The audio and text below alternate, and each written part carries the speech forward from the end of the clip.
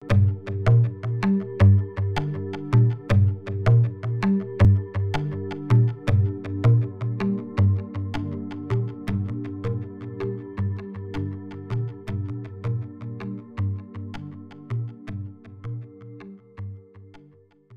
bonjour à tous.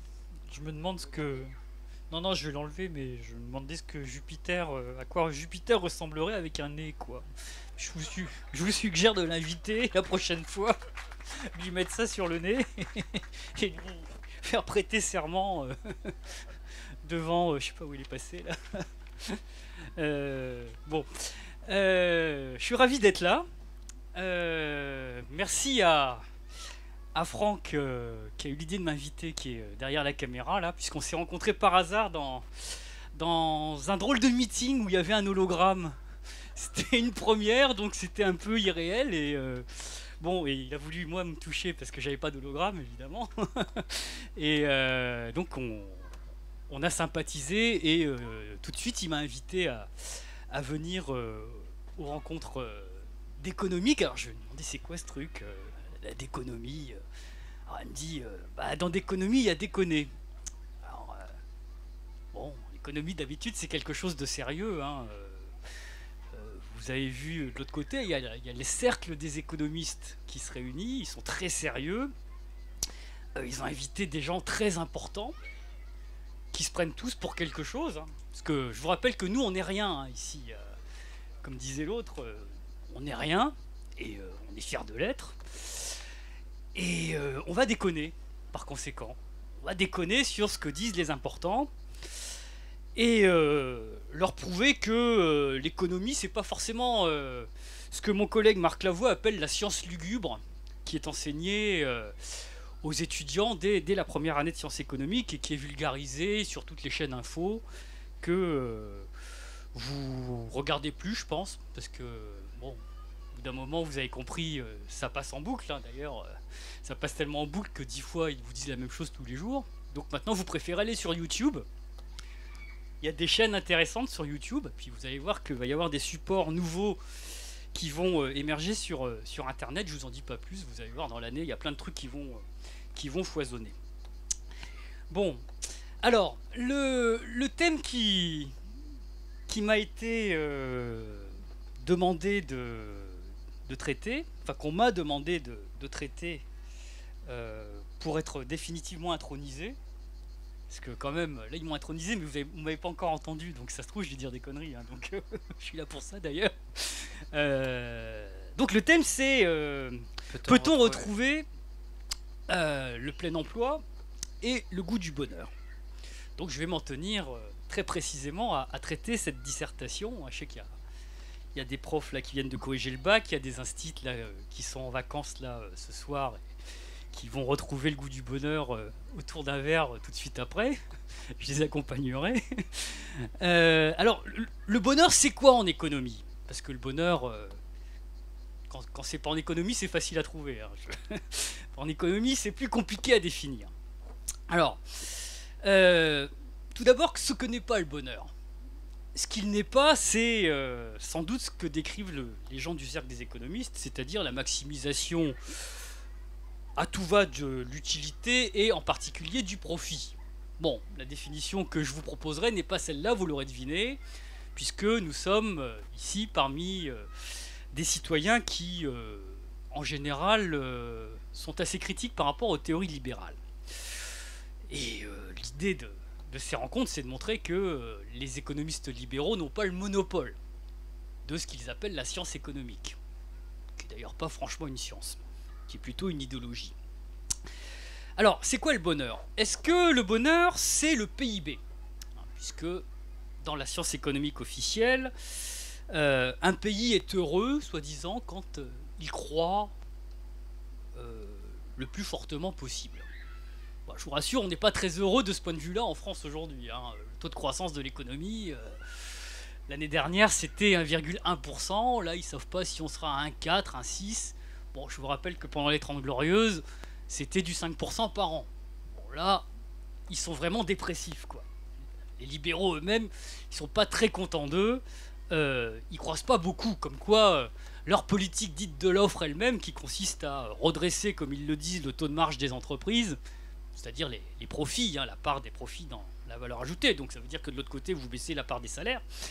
Donc ça marche pas très bien non plus du point de vue même de la croissance économique, hein, puisque celle-ci redémarre pas franchement, et pour cause, puisque vous savez aujourd'hui que 85% des profits nets, c'est-à-dire des profits après amortissement, une fois qu'on a renouvelé le stock de machines en place, 85% des profits nets est consacré au versement de dividendes et n'alimente pas du tout l'investissement.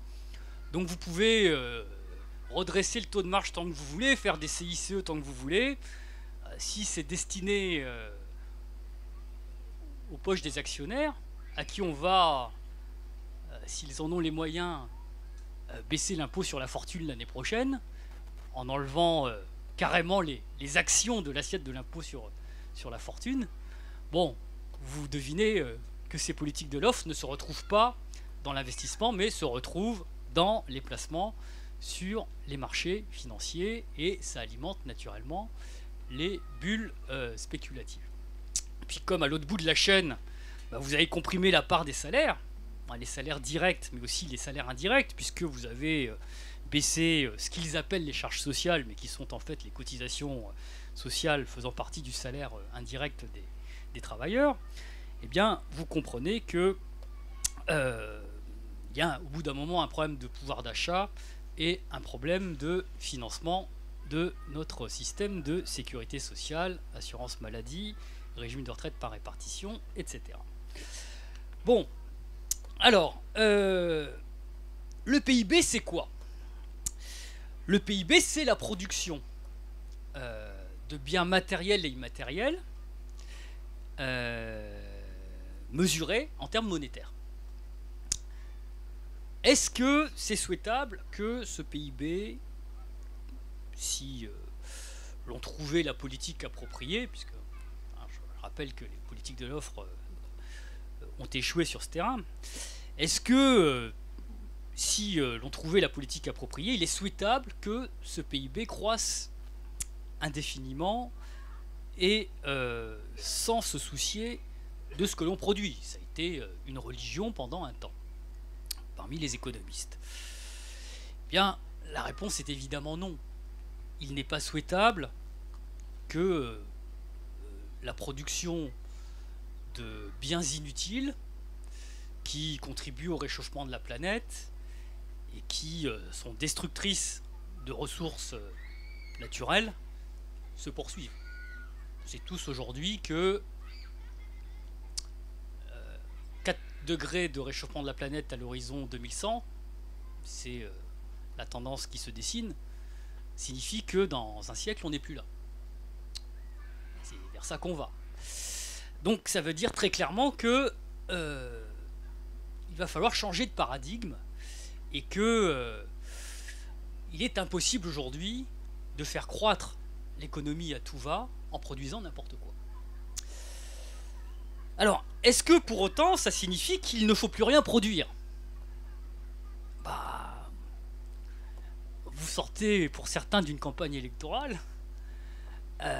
où vous avez expliqué à nos concitoyens que, bon, il fallait redistribuer les richesses, qu'il fallait du service public, qu'il fallait organiser la transition écologique, qu'il fallait construire des logements sociaux, qu'il fallait réorganiser la politique des transports, qu'il fallait sortir du nucléaire et construire des unités de production d'énergie renouvelables, et même les planifier. Et donc, vous leur avez expliqué qu'il fallait faire croître toutes ces activités. Donc vous voyez ici que le débat sur croissance ou décroissance n'est pas aussi simple que ça, parce que au bout du compte, quand vous aurez fait tout ça, si un jour on a le bonheur de le faire, et on aura le bonheur de le faire, je vous le dis, parce qu'au train où ça va, dans 6 mois ils sont très impopulaires, vous allez voir, hein, et 5 ans c'est vite passé, il va se passer des choses avant 5 ans. Bon, donc si jamais on a le bonheur d'organiser cette transition écologique, de développer les biens publics, de redistribuer les richesses, on va faire de la croissance. On va faire un peu de croissance.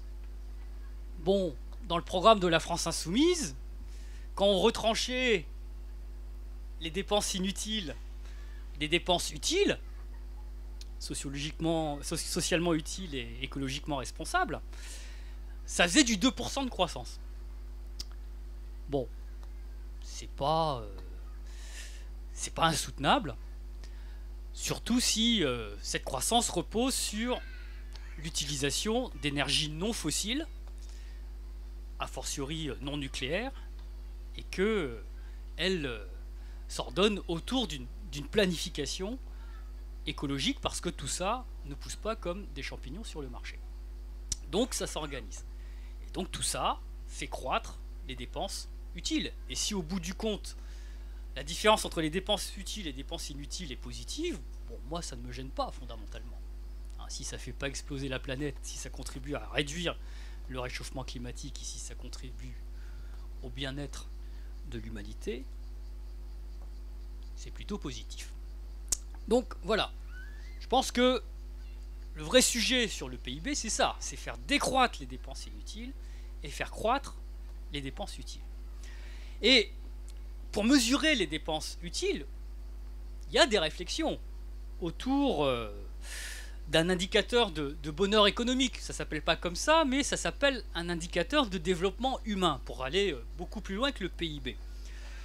Le programme des Nations Unies pour le développement a inventé, par exemple, quelque chose d'assez intéressant qui s'appelle l'indice de développement humain, où vous n'avez pas que la richesse monétaire qui est prise en compte.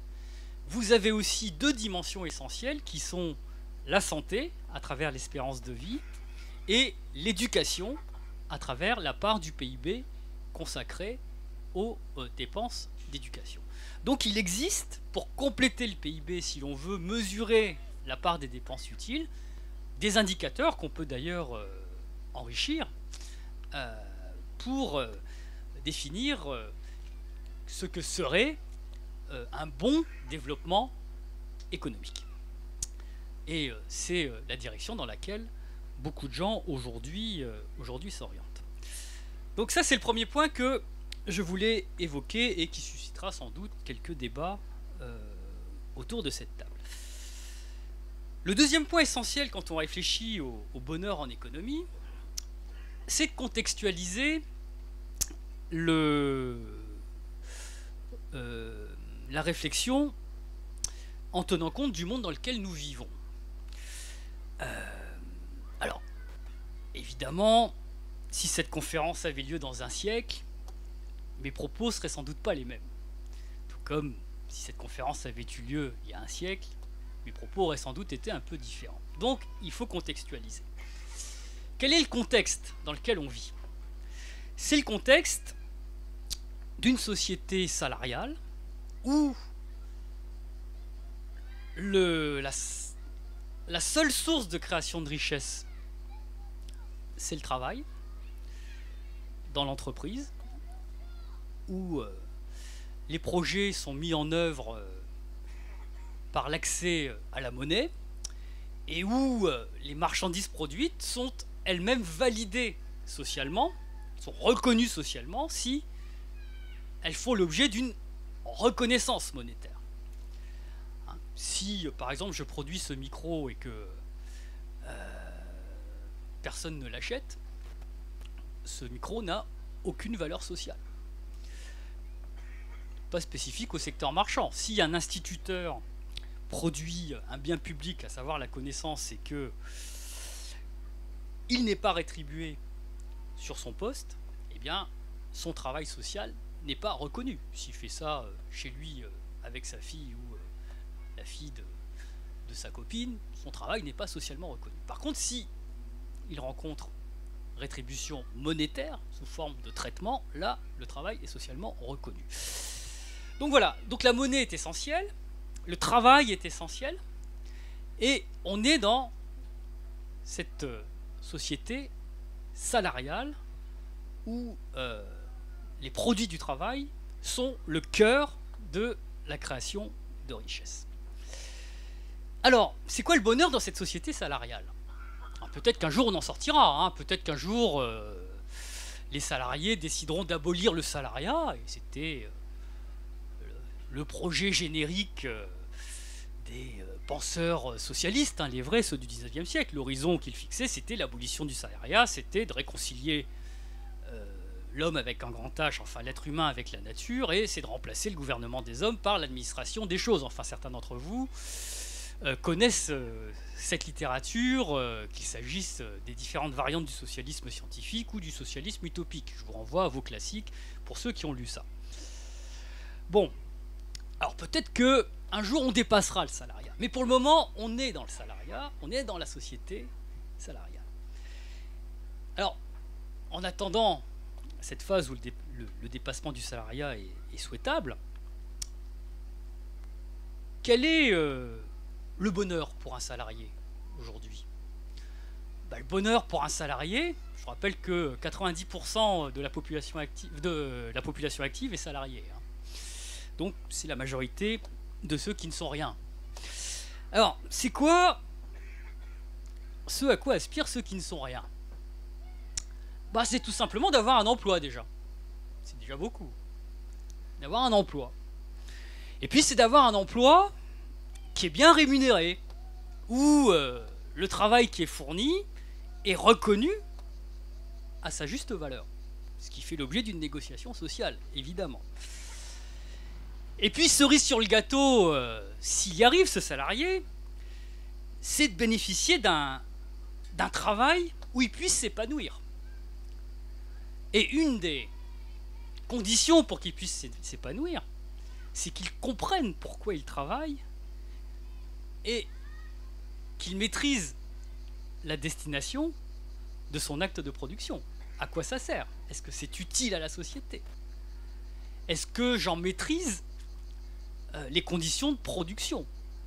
Et est-ce que j'en maîtrise la répartition des fruits une fois que le bien que j'ai produit est vendu? Donc c'est ça, être épanoui, c'est contrôler la production et la répartition des richesses dans l'entreprise où je travaille, voire plus loin, dans la société, dans l'économie dans laquelle je vis. Ce que je viens de dire là n'est rien d'autre que le projet socialiste avec un grand S. C'est quoi le socialisme avec un grand S? Celui que défendent tous les partageux, c'est comment on contrôle collectivement la production et la répartition des richesses, et comment on le fait tous ensemble. Donc c'est ce vers quoi il faut tendre. Donc un salarié heureux, c'est un salarié qui comprend tout ça, qui maîtrise le procès de production, qui maîtrise la répartition des richesses, qui sait pourquoi il est là, et qui sait qu'il peut s'épanouir en contrôlant ce processus économique. Bon, c'est ça l'enjeu de l'économie. L'économie, c'est quoi? C'est, comme le disaient les économistes classiques, l'étude de la production et de la répartition des richesses. Les richesses étant les produits du travail, dans la tradition des économistes classiques dont Karl Marx fait partie. Donc voilà, la production et la répartition des richesses aujourd'hui est entre les mains des capitalistes,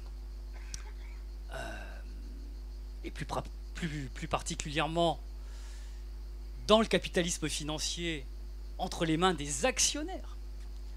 Parce que ce qui distingue le capitalisme d'aujourd'hui de celui d'il y a un siècle dont je parlais tout à l'heure, c'est qu'il y a un siècle, le capitaliste et l'entrepreneur, c'était une seule et même figure. Aujourd'hui, dans les grandes entreprises cotées, le capitaliste et le salarié, et l'entrepreneur, qui par ailleurs peut être salarié, c'est pas du tout la même figure. Le cadre dirigeant qui touche les bonus, qui est l'entrepreneur, d'un point de vue générique, c'est pas l'actionnaire qui commande à l'entrepreneur de pressurer les salariés pour faire du profit et maximiser les dividendes versés à l'actionnaire. Bon, c'est ça le capitalisme actionnarial aujourd'hui. C'est le fait que l'on est passé d'un capitalisme où c'était plutôt les gestionnaires dirigeants qui avaient le pouvoir pendant les 30 Glorieuses, ou dans la variante française, c'était l'État qui contrôlait les principales entreprises stratégiques. On est passé à un capitalisme où, au moment des privatisations, on a confié le contrôle des entreprises à des groupements d'actionnaires. Et en France, ça s'est appelé les noyaux durs, où on a, au moment des privatisations, certes, vendu les bijoux de famille aux fonds de pension anglo-saxons, mais on a surtout constitué ce qu'on appelle des noyaux durs français, constitués par les héritières des grandes familles de la bourgeoisie et de la noblesse française, à qui on a adjoint les représentants des grandes banques qu'on a elles-mêmes privatisées. C'est ça le capitalisme français aujourd'hui. C'est les 500 familles. Achetez la revue Challenge cette année, vous avez le palmarès des 500 premières fortunes de France. C'est elle qui contrôle les entreprises françaises. Il suffit aujourd'hui d'avoir 10-15% du capital d'une entreprise pour le contrôler. Les fonds de pension anglo-saxons, c'est 1% chacun du capital des grandes entreprises. Les fonds de pension représentent plus de 50% du capital, mais ont chacun de ces fonds de pension quelque chose de très dispersé, représentant pas plus d'1%. Ce qui contrôle les entreprises françaises, ce sont les 15% de noyaux durs dont je vous parle, qui sont composés des grandes familles plus les banques. C'est ça le monde de la finance aujourd'hui, et vous en avez le palmarès dans la fameuse revue qui est publiée tous les ans d'ailleurs, et où vous verrez que la fortune des, par exemple, des 10 premières familles françaises a été multipliée par 10 depuis 1997, alors que le PIB a été augmenté que par 2. Donc vous voyez un petit peu ce qui s'est passé dans le partage du gâteau, où là, les salariés se sont vraiment fait déposséder de leur contrôle sur la production et la répartition des richesses, puisque en 30 ans, la part des profits dans la valeur ajoutée a augmenté de 10 points, et la part qui est consacrée au versement de dividendes a augmenté, comme je l'ai montré tout à l'heure. Donc vous comprenez qu'au bout du compte, vous avez une montée des inégalités et la situation qui actuellement est décrite, avec des inégalités et du chômage, parce que ces entreprises-là n'investissent pas, elles versent des dividendes, puis comme de l'autre côté il y a un problème de pouvoir d'achat, eh bien vous avez l'autre moteur de la croissance qui est la consommation qui patine. Et donc au bout du compte, vous avez une économie qui croît structurellement à un rythme très faible.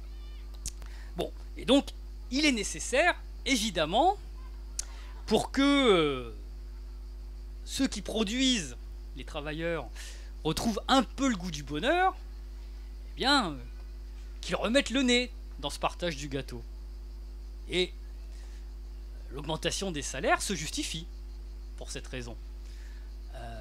La part des salaires dans la valeur ajoutée, c'était 80% en 1982. Aujourd'hui, ça a baissé de 10 points, donc on est... ça a même baissé de plus de 10 points puisqu'on est à 68%. La part des salaires. La part des profits est remontée à 32. Elle est à son plus haut historique. Donc là, il y a un vrai problème dans le partage du gâteau. Et il est justifié que les salariés aujourd'hui demandent des augmentations de salaire, d'autant plus que une part croissante des profits aujourd'hui ne sert pas, contrairement à ce que prétendent les économistes libéraux, à financer l'investissement. Bon, alors, ensuite, vous avez tout le débat sur... j'évoquais ça avec l'un d'entre vous tout à l'heure en aparté, sur la démocratie dans l'entreprise. Alors, évidemment, quand on est du camp des partageux, il est souhaitable que les salariés prennent le pouvoir dans l'entreprise. Bon, mais le balancier a été tellement déplacé dans l'autre sens qu'aujourd'hui le pouvoir est dans les mains des actionnaires, vous l'avez vu. Ça va peut-être changer, mais en attendant, il va falloir redonner du pouvoir aux salariés. Donc comment le faire? Vous avez évidemment des expériences intéressantes dans l'économie sociale et solidaire, mais qui est un secteur qui ne percole pas dans l'ensemble du secteur marchand, malheureusement. Hein, vous avez des expériences intéressantes, mais l'enjeu de transformer pour le dire clairement, les grandes entreprises cotées en entreprises de l'économie sociale et solidaire, bon, pour le moment, on n'y est pas, quoi. Alors, il y a des expériences localement intéressantes et il faut les aider à se développer et ça peut faire partie d'un programme progressiste. Le tissu des PME, pareil, les scopes peuvent se développer. Bon, mais le vrai débat, c'est les grandes entreprises cotées. Pas tant parce que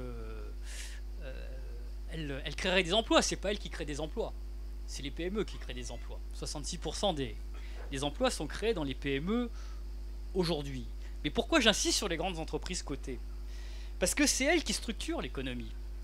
Parce que sans les prises de décision stratégiques des grandes entreprises, les PME à la française sont des sous-traitantes des grandes entreprises. C'est pas les PME à l'allemande, leader à l'exportation. Le tissu des PME françaises, c'est des PME, alors soit c'est de l'artisanat, soit c'est des PME qui sont des sous-traitantes des anciens grands champions nationaux qu'on avait structurés dans le cadre de l'aménagement du territoire au cours des 30 Glorieuses, autour de bassins d'emploi avec chacun de leurs sous-traitants.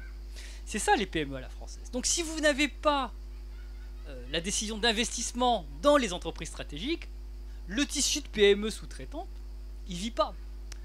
Et il ne se développe pas. Et aujourd'hui, comme les grandes entreprises stratégiques n'investissent pas, vous avez des carnets de commandes qui sont vides parmi les entreprises, les PME qui sous-traitent et qui, par ailleurs, souffrent lorsqu'elles sont proches du consommateur. Quand elles ne sont pas sous-traitantes, elles souffrent du problème du pouvoir d'achat des travailleurs dont je parlais tout à l'heure. Il est évident que le petit artisan du coin, le plombier du coin, le boulanger du coin, quand le 10 du mois, les ménages sont dans le rouge, ils y vont pas, quoi. La chasse d'eau, on va la bricoler, le pain, on va pas y aller tous les jours, etc. etc. Bon. Vous connaissez les exemples de tous les jours. Donc voilà, alors comment faire? Dans le cadre de la planification écologique, il eût été nécessaire que la puissance publique remette les pieds dans le capital de ces grandes entreprises. Justement parce que on a confié les bijoux de famille à des grandes familles qui aujourd'hui n'investissent pas, qui sont devenus de véritables nouveaux rentiers de l'économie. Et quand M. Macron prétend relancer l'investissement en supprimant de l'assiette de l'impôt sur la fortune les actions, parce que c'est ce qu'il veut faire, mais pour qui gouverne-t-il? Il gouverne pour ses nouveaux rentiers. Il ne veut pas les taxer. Et même pire, là, il ne veut pas taxer le stock de patrimoine. Mais un stock de patrimoine, ça gonfle comment? Grâce aux revenus du patrimoine, c'est-à-dire aux intérêts, aux dividendes qui sont perçus tous les mois, toutes les semaines, tous les jours, puisque la bourse c'est tous les jours. Bon.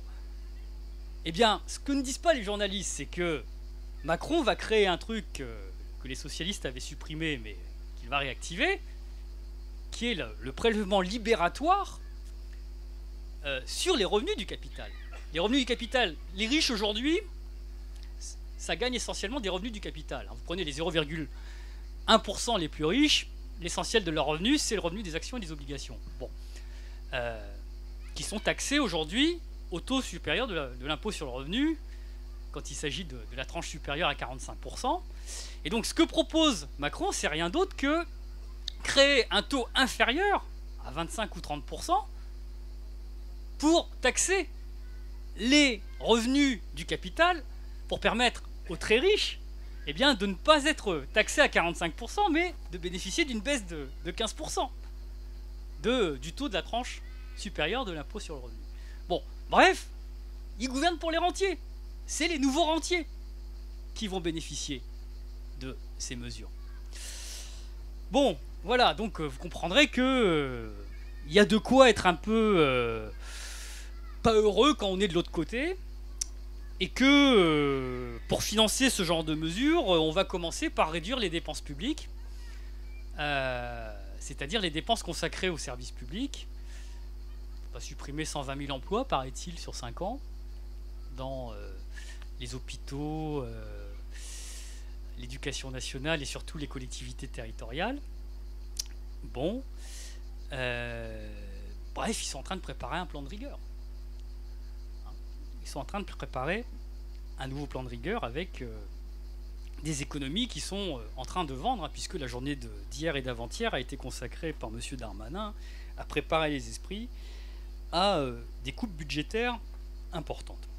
Donc, nous disons, bah, si on veut que les gens soient un peu heureux, bon, ça serait bien que l'intérêt général reprenne le dessus. Et pour qu'il y ait de l'intérêt général, bah, il faut que la puissance publique remette son nez dans les grandes entreprises publiques, dans le cadre de la transition écologique, pour inciter ces entreprises eh bien, à produire des choses qui servent à quelque chose et tout simplement à sauver la planète quand il s'agira d'organiser dans le secteur de l'énergie eh bien, la sortie du nucléaire, la mise en place du renouvelable, la construction de logements bien isolés, la construction d'infrastructures permettant de développer les services publics, etc., etc. Donc tout ça, il faut le faire, et tout ça redonnerait un peu de bonheur à nos concitoyens qui ont une forte demande, c'est une tradition française, de biens publics. Les services publics, c'est quoi? Les services publics, c'est l'accès gratuit ou au moindre coût de tous à des biens essentiels de qualité. Bref, pour le dire autrement, c'est à chacun selon ses besoins. Et c'est ça le cœur du modèle français de service public. C'est à chacun selon ses besoins. En matière d'éducation, de santé, de culture, de transport et d'accès à des biens essentiels. On pourrait ajouter aujourd'hui le numérique. Bon. Accès de tous. Au moindre coût. Gratuitement. Mais ça ne veut pas dire qu'on rase gratis. Ça veut dire que le financement, il se fait par l'impôt progressif qui met à partie les citoyens selon leurs facultés contributives. C'est à chacun selon ses moyens, mais chacun paye selon ses capacités. Hein, c'est ça le cœur du modèle français de service public. C'est ça le modèle de l'égalité. C'est tout le monde a accès à une éducation de qualité. Qu'on soit riche ou pauvre, on a accès aux mêmes écoles, aux mêmes enseignants de qualité, aux mêmes programmes, aux mêmes diplômes sur tout le territoire. Et le financement se fait par contre selon la faculté contributive. C'est-à-dire que eh bien, ceux qui gagnent plus eh bien, mettent un peu plus. C'est le rôle de l'impôt progressif sur le revenu. C'est ce modèle d'égalité que beaucoup de gens défendent en France et qu'il est important aujourd'hui de mettre en avant à l'heure où il y a des tentatives de privatisation de toutes parts de ce modèle de service public. Et enfin, le bonheur économique, c'est aussi pour... donc je résume, hein, pour que vous compreniez bien le sens de ce que je dis. Un salarié, il est heureux aujourd'hui s'il a un emploi qui a du sens, s'il est bien payé, s'il contrôle un peu les choses dans son entreprise, voire dans l'économie quand il s'intéresse un peu à la chose publique. C'est quelqu'un qui peut avoir accès aux biens publics selon ses besoins. Et puis c'est quelqu'un qui peut acquérir de nouveaux droits sociaux. Alors, les droits sociaux, c'est quoi? C'est une spécificité de notre pays, les droits sociaux.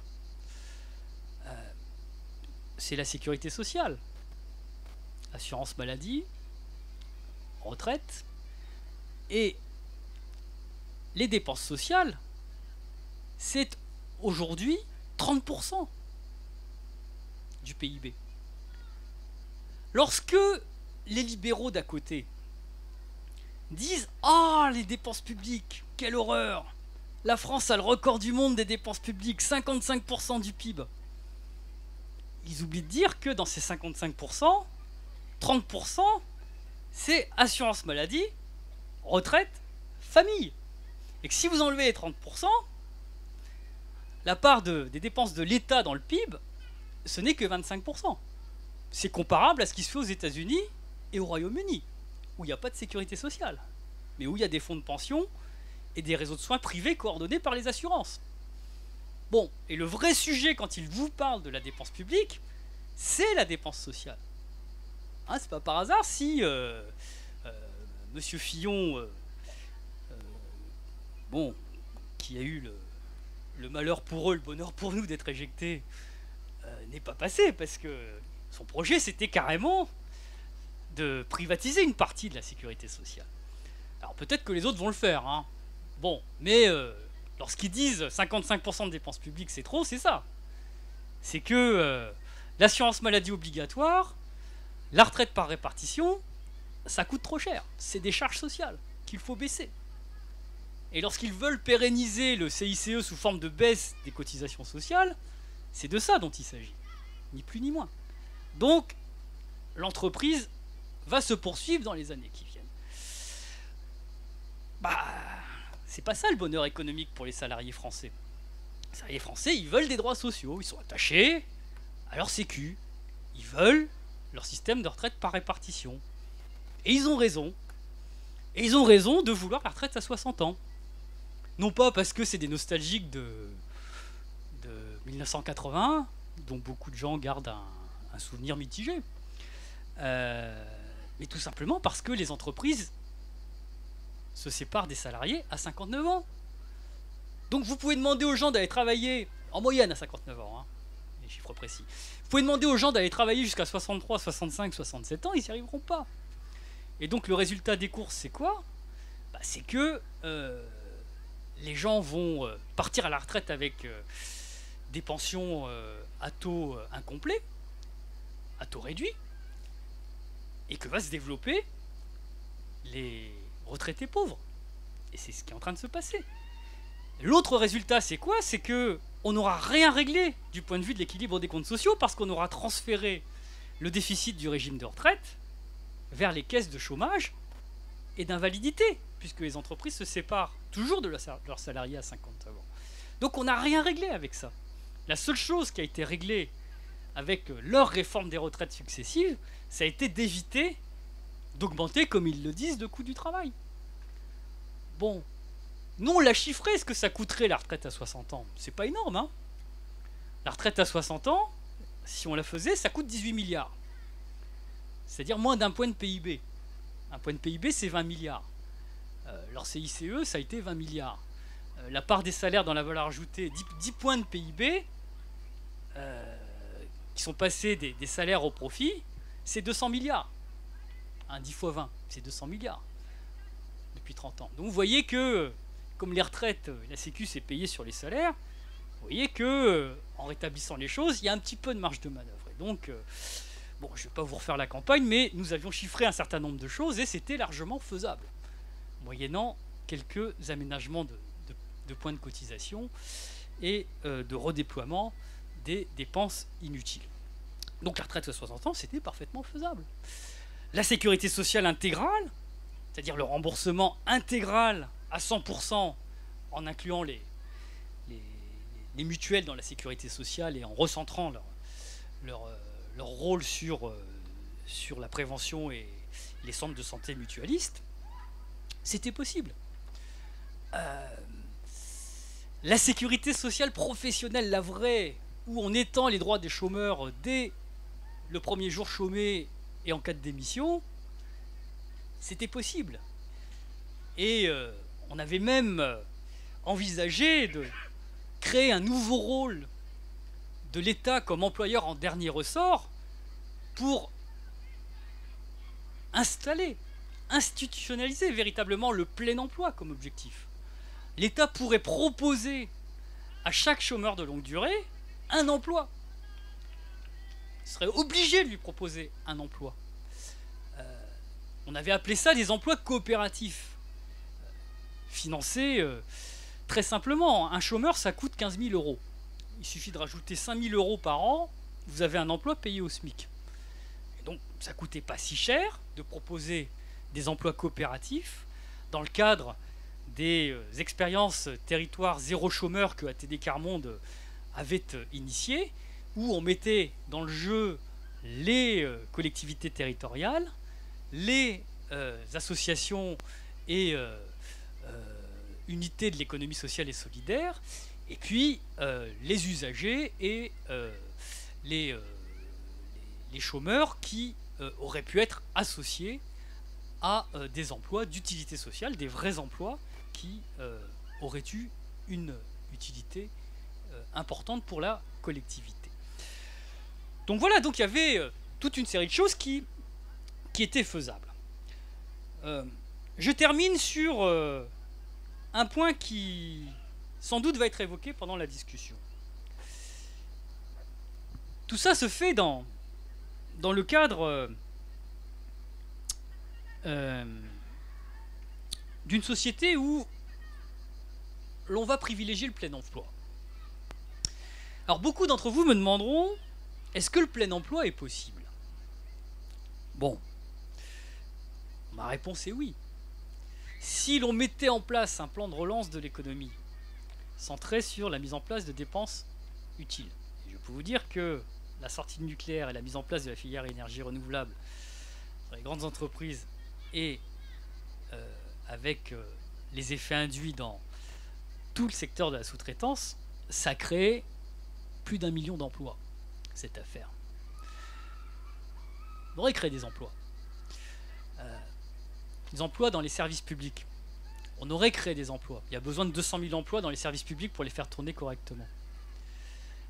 Les emplois coopératifs dont je viens de parler, on pourrait en créer 800 000. Donc tout ça, ça aurait permis de créer un petit peu plus de 3 millions d'emplois sur 5 ans. Donc vous voyez que tout le débat sur le plein emploi, il doit se situer d'abord sur le plan de ce que l'on veut faire avec l'économie. Et donc, il y a une possibilité de créer des emplois parce qu'il y a des choses à faire aujourd'hui. Alors, après, il y a ce fameux débat sur les machines et les robots. Est-ce que parce que il y a le mécanisme, parce qu'on a introduit le machinisme et la robotisation, le plein emploi est condamné? Je vous rappelle que pendant les 30 Glorieuses, quand on avait introduit ce qu'on appelle le taylorisme sur les chaînes de montage, qui est une révolution comparable aujourd'hui à ce que certains appellent la révolution numérique, les gains de productivité étaient de 4% par an. Aujourd'hui, les gains de productivité sont de 2% par an. Ils sont même descendus à 1,1% par an au cours des 5 dernières années. Bon.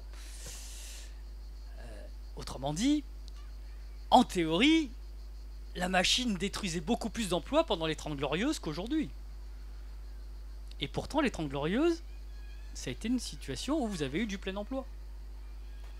Et aujourd'hui, vous avez un chômage de masse. Donc vous voyez que ça n'a rien à voir avec le machinisme. Ça a à voir avec quoi?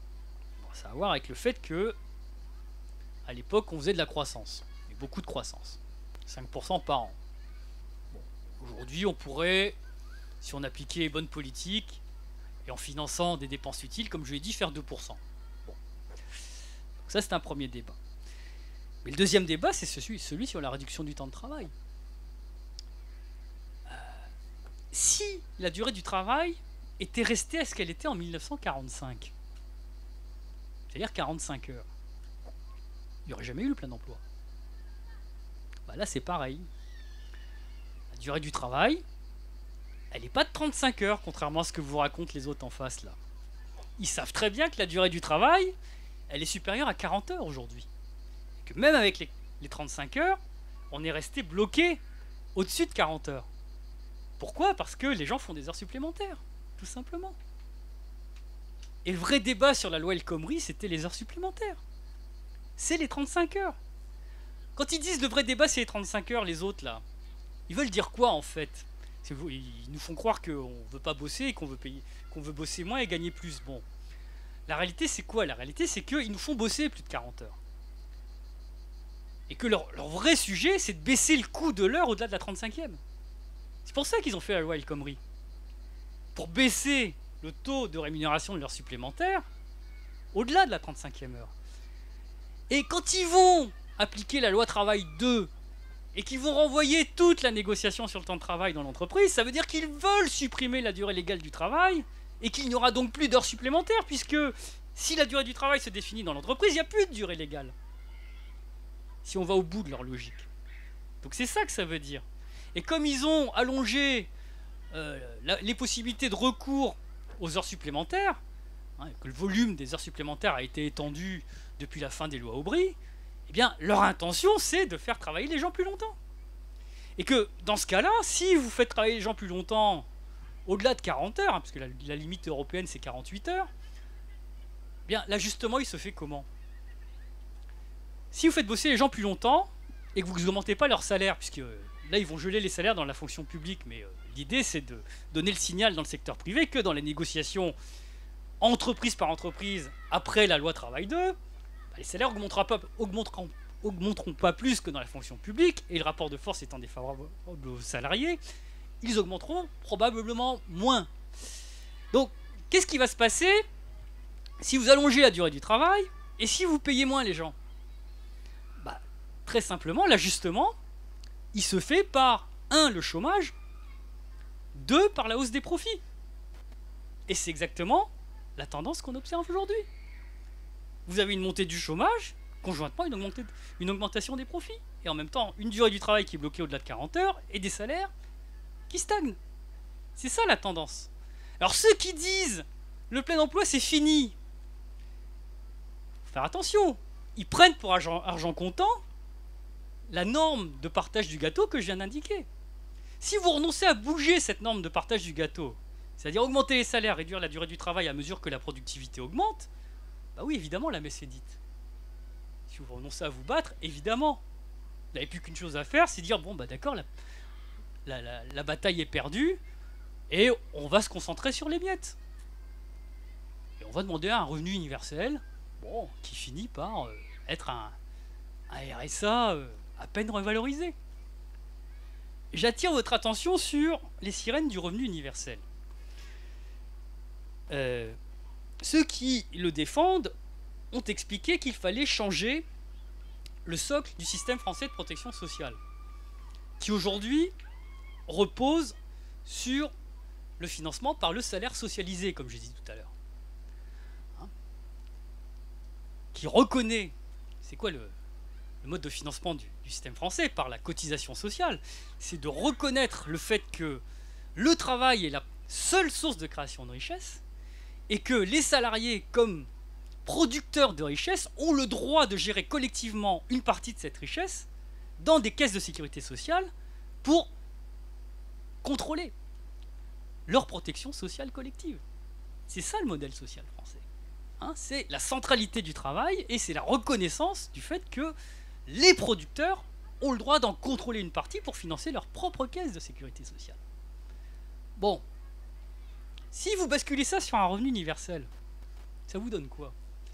Ça vous donne que vous n'avez plus de cotisation sociale, vous n'avez plus d'assurance sociale, vous n'avez plus de régime de retraite par répartition, et vous avez à la place un revenu universel qui va financer tout le monde, y compris jusqu'aux les retraites, puisque dans les scénarios qui circulaient ont remplacé les pensions de retraite par un revenu universel. Et donc, en plus, le revenu universel, généralement, le maximum, c'est 750-800 euros, quoi. Bon. Pour les retraites, c'était, dans certains scénarios, un petit peu plus de 1000. Bon. Mais ça veut dire clairement que si vous n'avez plus de sécurité sociale, comment vous financez, quand vous êtes malade, vos dépenses? Vous êtes obligé de souscrire à des assurances privées. Alors après, il y a plusieurs sortes de risques, les petits risques, les gros risques, etc. Bon, vous avez AXA qui est déjà sur les rangs. Et puis après, pour le régime de retraite par répartition, comment vous faites? Vous avez la capitalisation. Donc, moi je dis, il faut faire extrêmement attention quand on dit le socle du système de protection sociale doit changer. Parce que ça veut dire que vous remettez en cause le modèle de 45 et qu'à la place, vous avez une usine à gaz qui est parfaitement compatible avec les projets libéraux de privatisation de la sécurité sociale et de mise en place du système de fonds de pension. Alors, vous avez d'autres projets de retraite par points qui sont des usines à gaz aussi, mais qui ne sont pas très nettes, qui ne sont pas de la capitalisation, mais qui sont un moyen de réduire le niveau des pensions. Mais tout ça participe d'un projet qui est de détricoter le modèle social de 45 qui comportait de nombreux îlots de socialisme. La protection sociale gérée par les syndicats, les services publics, les banques nationalisées et les entreprises stratégiques contrôlées par l'État. C'est tout ça qu'on a progressivement détricoté. Alors moi je ne suis pas nostalgique de cette période, on a fait des mauvais choix au cours de cette période, notamment celui du nucléaire. Mais force est de constater que la France de cette époque était bien plus socialiste, avec un grand S, que celle où les socialistes qui aujourd'hui sont en voie de disparition ont géré au cours de ces 30 dernières années. Et donc peut-être que pour le bonheur de tous, ils vont trouver des remplaçants. Parce que c'est bien de disserter entre nous, et c'est nécessaire, parce qu'il faut faire de l'éducation populaire pour se désintoxiquer, mais à un moment donné, il va falloir également passer à l'action, mais ça fait partie de débats qu'on peut avoir en toute convivialité après cette réunion, en retrouvant le goût du bonheur. Je vous remercie pour votre attention.